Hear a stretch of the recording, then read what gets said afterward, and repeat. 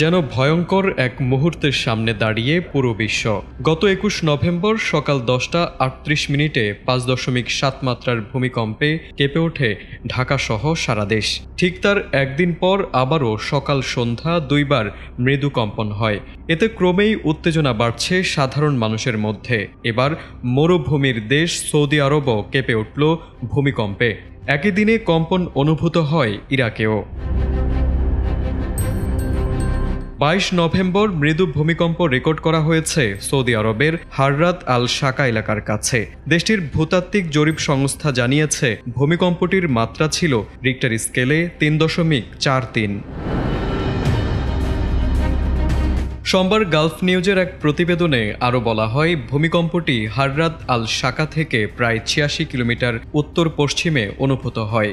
এলাকা দুটি সৌদির মদিনা ও তাবুক অঞ্চলের মধ্যে অবস্থিত। একই দিনে ইরাকেও আরেকটি ভূমিকম্প রেকর্ড করা হয়েছে, যার মাত্রা ছিল রিক্টার স্কেলে ৫.০৯।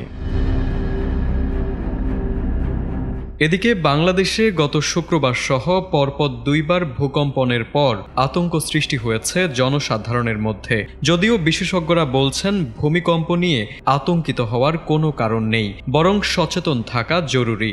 যেসব ভবন ভূমিকম্পের জন্য অপ্রস্তুত সেগুলোতে সতর্কতার ব্যবস্থা নেওয়া প্রয়োজন। তারেক আজিজ, এটিএন বাংলা।